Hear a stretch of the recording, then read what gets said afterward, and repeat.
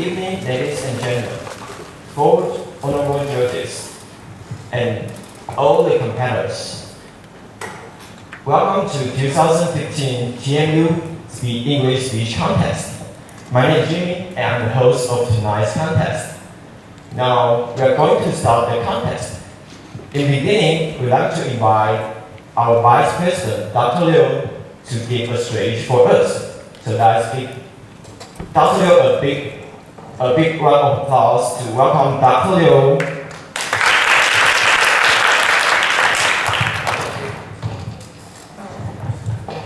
Good evening, everyone. I'm here on behalf of the President to welcome you all to this important event, and also to give a couple words to open the 2015 final of the English Speech Contest. This contest, as I know, is going to be sponsored by the Language Center and also the Toastmasters Club. And today, I guess we have 14 finalists and 4 judges there, and experienced judges who will vote on the performance of each of the contestants. And I have to say a couple words about this. Of course, we all know the importance of the language skill, particularly the English skill for our career development.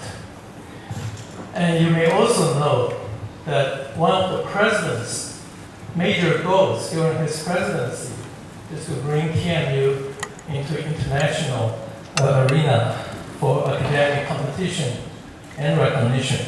Okay.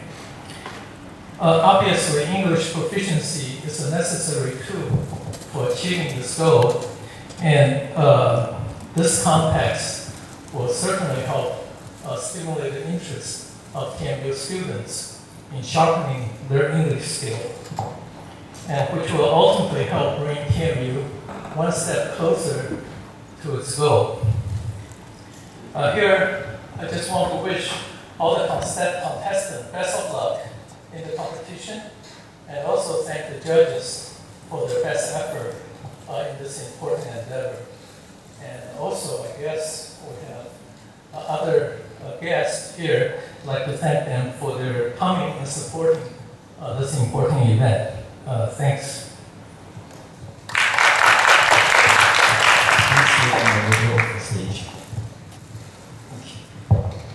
Now, we'd like to invite our 4 judges to come to the stage, and our Dr. Liu is going to present the certificate of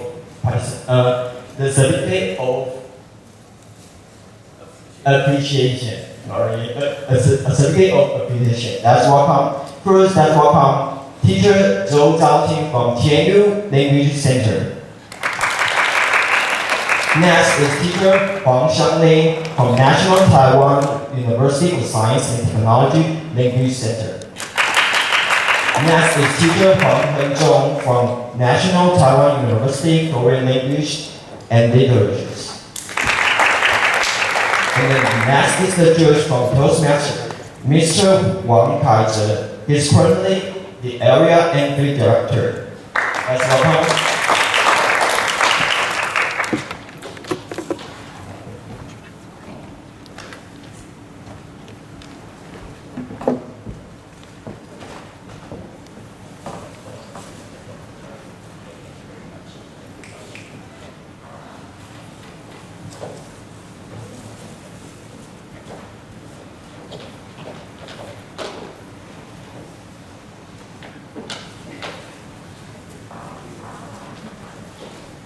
Thank you, Dr. Liu and both judges. Please take your seat.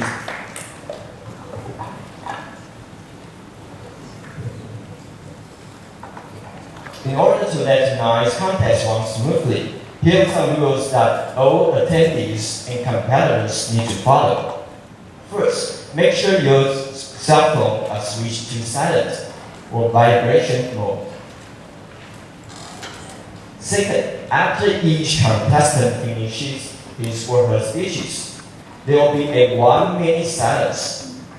Try not to make any noises during this 1-minute silence in order to let the 4 judges concentrate concentrate on evaluating speeches. Also, everyone only can leave this room during this 1 minute silence period. Because when the contestant is on stage, 2 of our staff will lock the door during the speech. Next, here are some rules for the competitors. Please listen carefully, as this will affect your overall scores. First, our evaluation criteria. 50% is your content, and 30% is your presentation, and the last 20% is your word choices. Second, in this contest, we'll have 2 timers to keep track of and record the times of your each speech. So now let's welcome our timers, Leslie, to illustrate the timing rules. Let's welcome Leslie.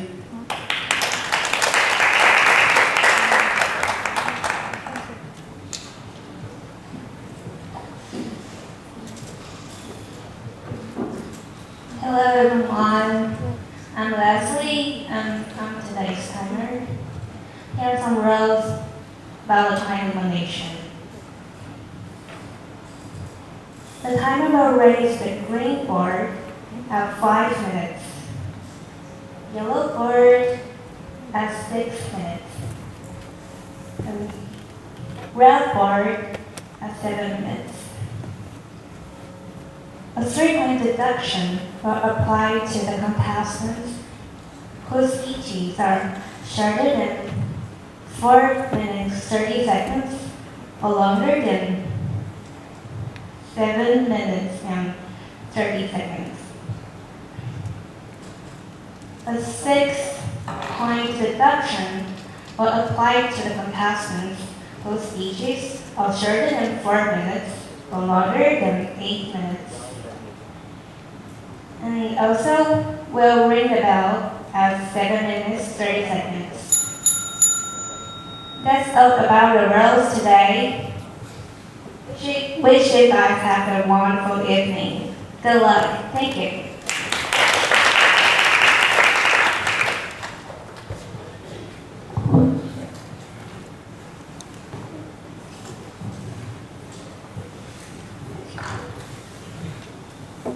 Giving an English speech is like giving a performance.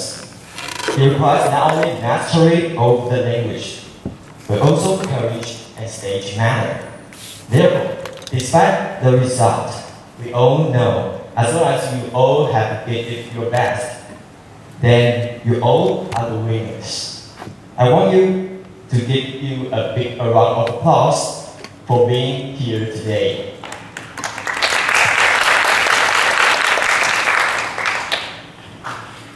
So now that the show began,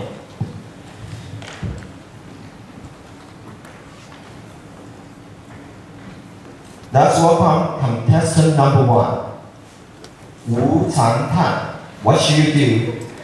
Do nothing. Contestant number 1, Wu Changtan.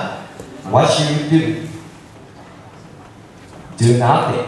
Let's welcome Wu Chang. Oh, sorry, Wu Changtan. Oh, Wu Changtan. Sorry. Let's welcome Wu Changtan.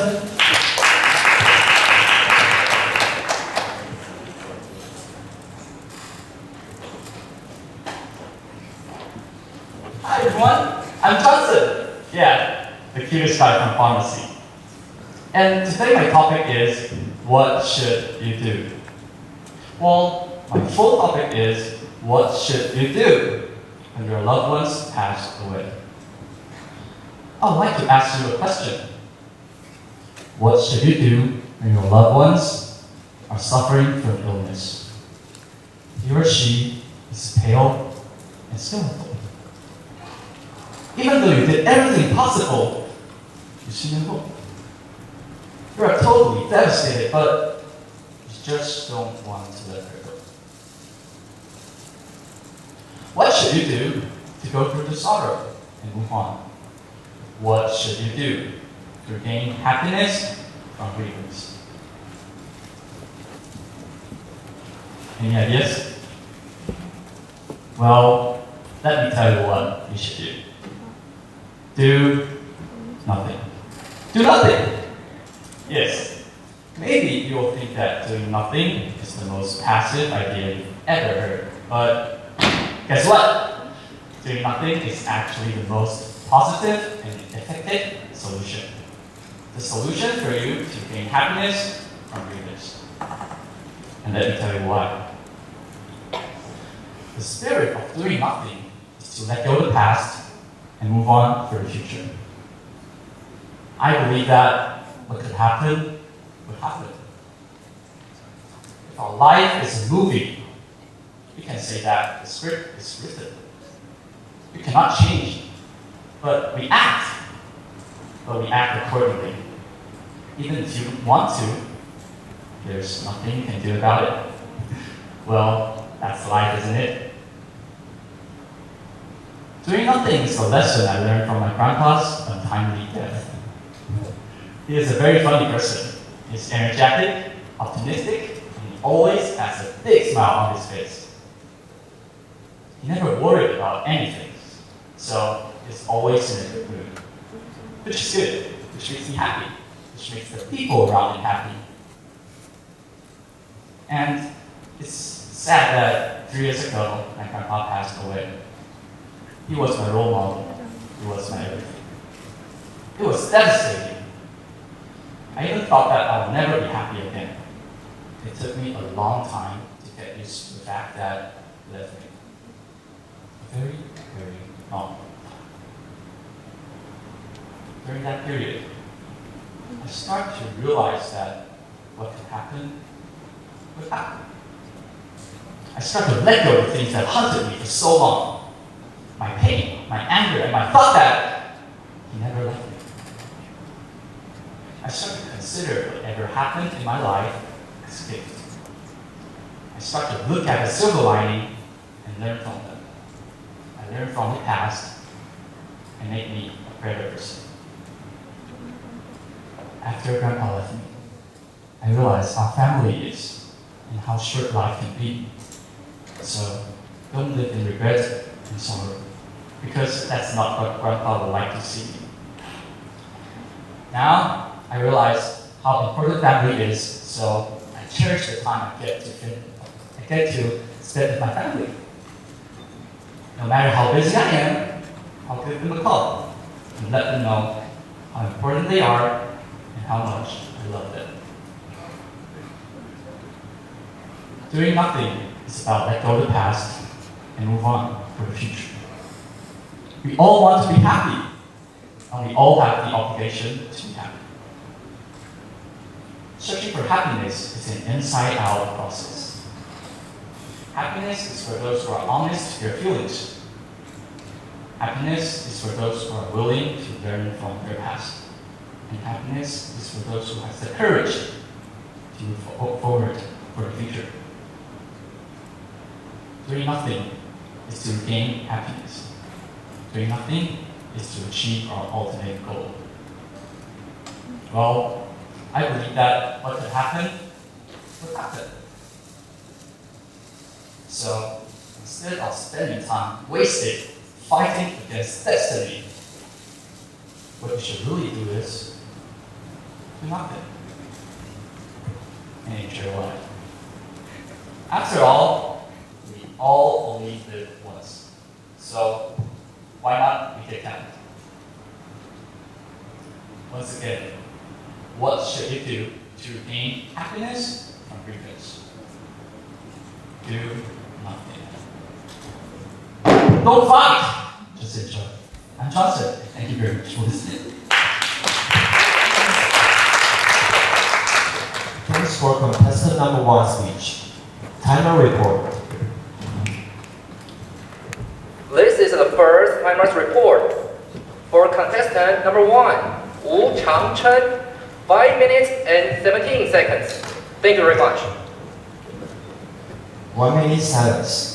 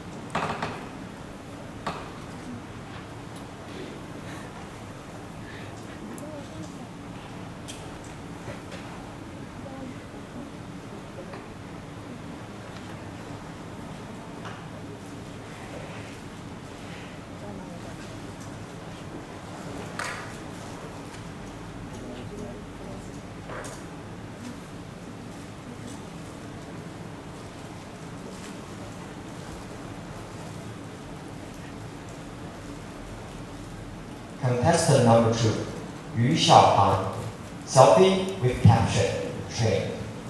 Contestant number 2, Yu Xiaohan, selfie with caption, train.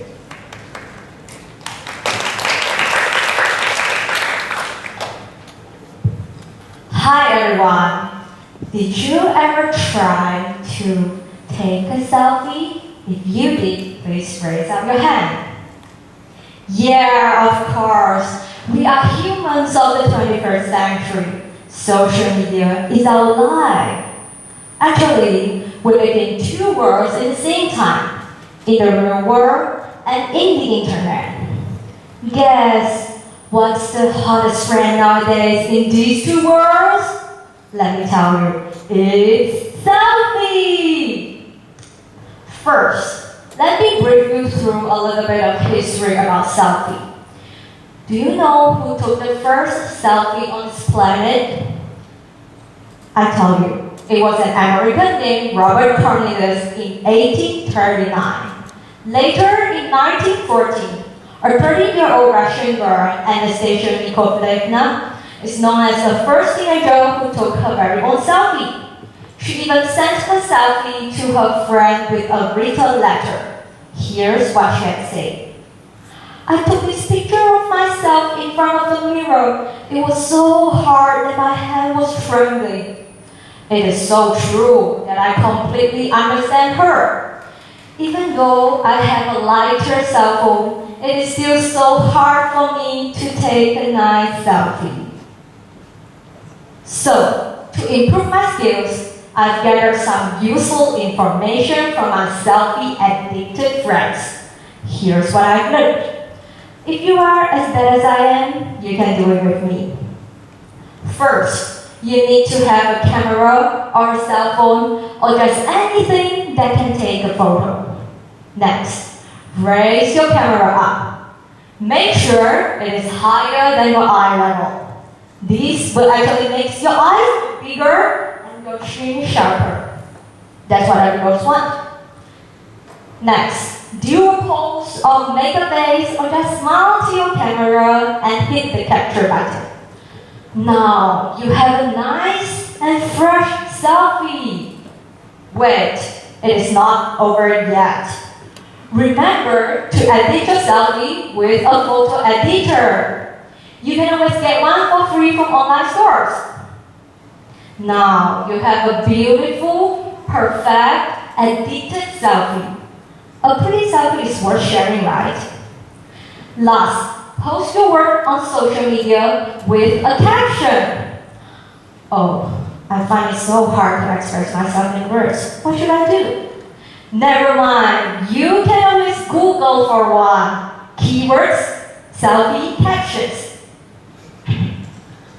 People nowadays like to scroll their social media to see what their friends are doing. It is interesting that there are certain types of selfies people like to post. First, vacation selfies. People like to take selfies during vacations with iconic words, such as Eiffel Tower with me, or Taipei 101 with me, or Justin Bieber and me. Oh, I mean the white sculpture of Justin Bieber at the 2000s. Second, food selfies. These are the ones I hate the most, yet with the highest frequency on social media.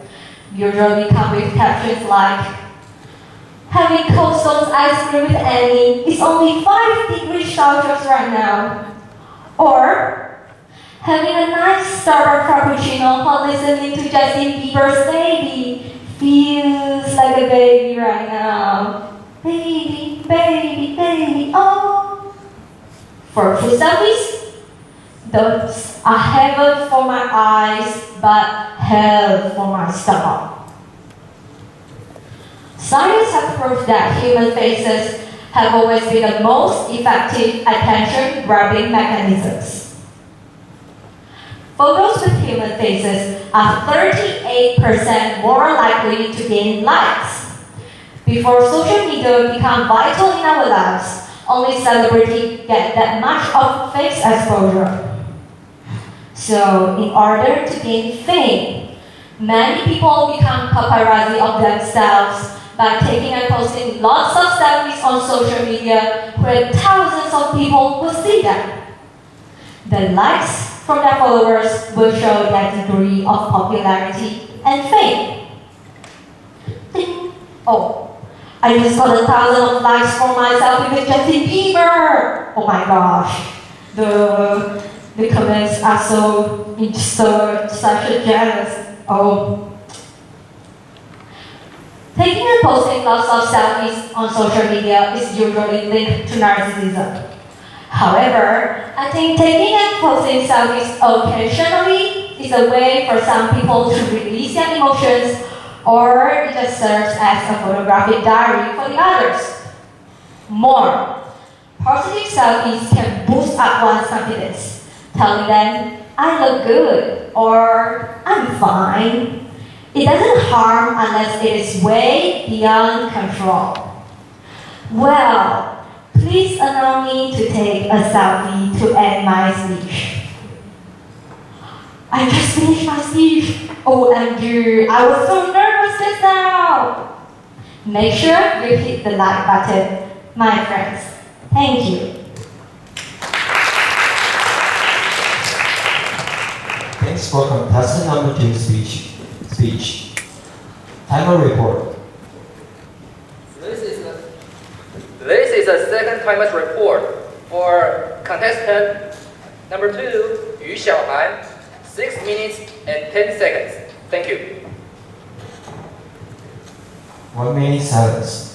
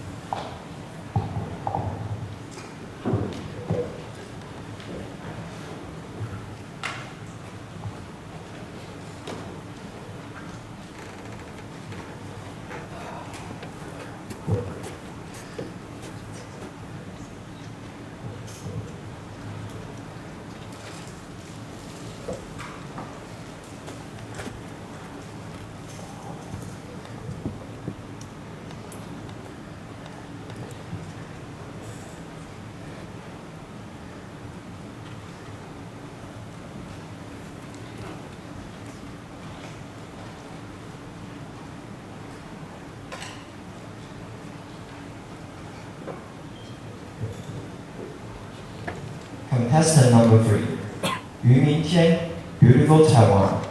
Contestant number 3, Yu Mingqian, Beautiful Taiwan.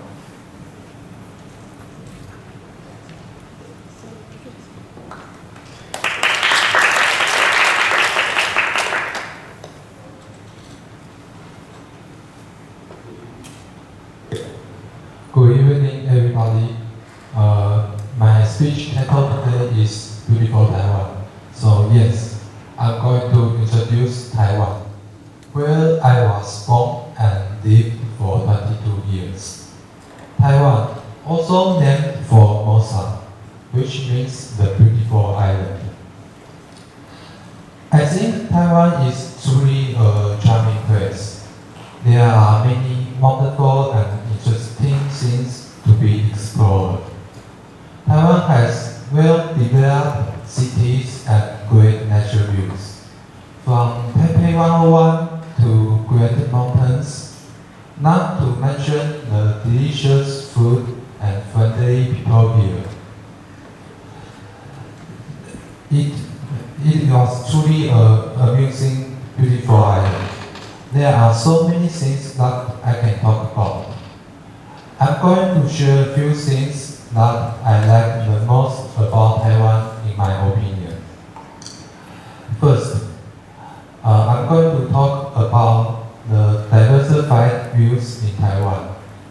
Different areas on this land present various types of view. In metropolis like Taipei, there are modern buildings such as Taipei 101, Besides, there are also museums and night markets, which are worth visiting.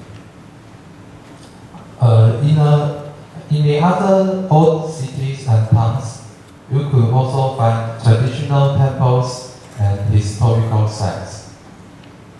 Outside the cities, in the central Taiwan, there are hundreds of peaks that are over 3,000 meters high, with forests and lakes among it.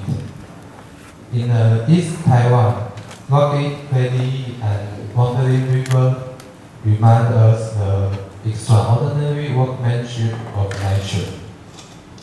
In the South Taiwan, it comes to the tropical views, where there are traveling resorts like Kenting. Its golden sand beaches attracts numerous visitors every year. I think the beauty of Taiwan is not only limited to its great natural views. Besides, the convenient and amusing life are another major reason that make this island so attractive and a wonderful place to live. Convenience stores could be seen everywhere on the street, and people in Taiwan also enjoy activities at night. So many stores won't be closed until it's very late. Next, I must talk about the delicious food. Tasty food is another big characteristic of Taiwan. There are many special local dishes like sticky tofu, bubble tea, beef noodles that you could find on the streets or even in the night markets. They are all cheap and fairly available. Whenever you think you find the best dishes, you will always be surprised by another one everywhere you found it. Finally, I think the most important part is that most people on this island are nice and friendly. They are enthusiastic and willing to help each other. In contrast to many other countries on the world, Taiwan has quite good public disorder. There are a society that is relatively free and steady. Yes, so in conclusion, I think that Taiwan really deserves to be called a Formosa. And the natural views, life, food, people here are all amazing. I'm really lucky enough to be born in Taiwan and be a part of the country. Also, there are few things that is left to be improved. But I think it doesn't obscure the fact that you will find yourself moved and impressed by this land. I'm glad to share my love for Taiwan with you, and I hope you all enjoy it. Thank you. Thanks for contestant number 3 speech. Timer report. This is a third timer's report for contestant number 3, Yu Mingqian, 5 minutes and 31 seconds. Thank you. 1 minute silence.